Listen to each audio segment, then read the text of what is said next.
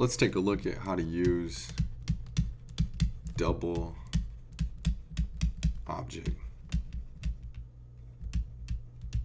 pronouns in Spanish. And double object pronouns allow us to use indirect object pronouns and direct object pronouns together, and they also prevent us from being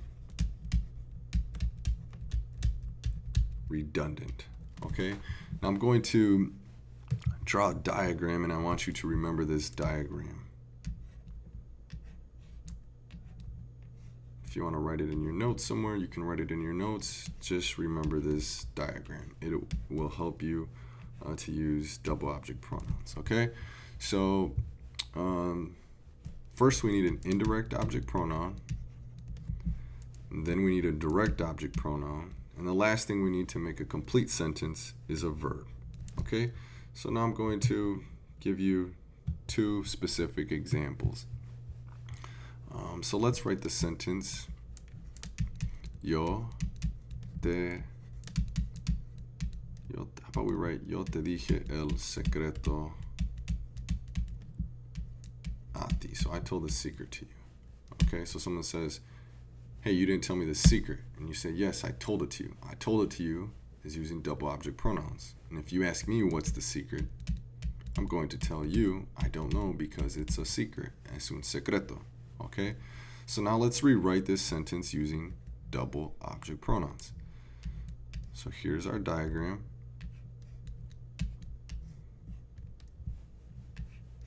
And now we're going to complete this diagram by using double object pronouns. So the first thing we need is our indirect object pronoun, which is te. The second thing we need is a direct object pronoun, but we don't have one in this sentence. But what we do have is a direct object, el secreto, and we know how to convert this to a direct object pronoun, which is, in this case, lo. And the last thing we need is our verb, and we have that in the sentence, which is dije. And so now our sentence is te lo dije.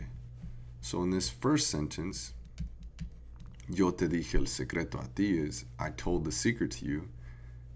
When we use double object pronouns, we shorten it to avoid redundancy. So now it says, I told it to you. Okay, so that's the short form. Now, let's take a look at one more example. Okay, so let's write yo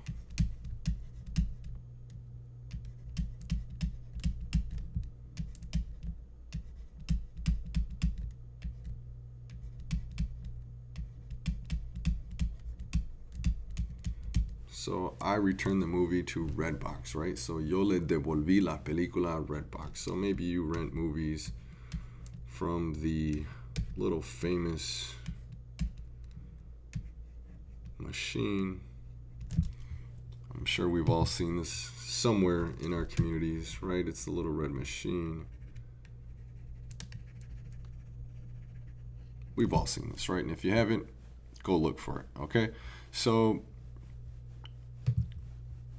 let's draw our diagram again.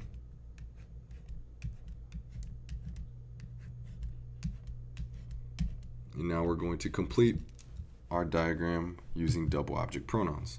So the first thing I need is a le, and I have the indirect object pronoun here, le, so I'll write le. The second thing I'm going to write is the direct object pronoun, but we only have the direct object in this sentence, but we can convert it to la. And the last thing I need to include is the verb devolví. I'm gonna have to write it like, let's see, devolví. Okay, so now we have le la devolví. Well, this is probably the most common mistake right here. Okay, now what's wrong with this sentence? Well, I'm gonna draw a green box down here, and I'm going to tell you what's wrong with this sentence.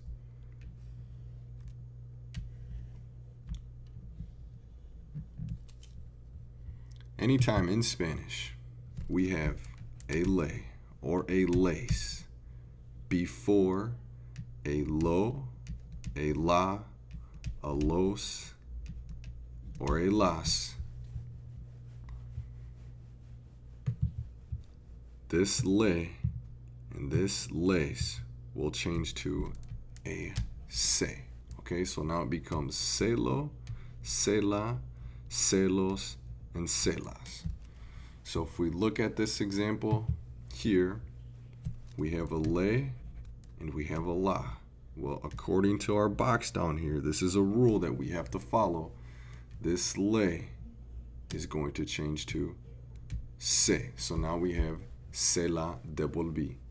So in this first example up here, our return the movie to red box now becomes se la devolví. Okay, take a look at the double object pronouns in Spanish and practice using this diagram.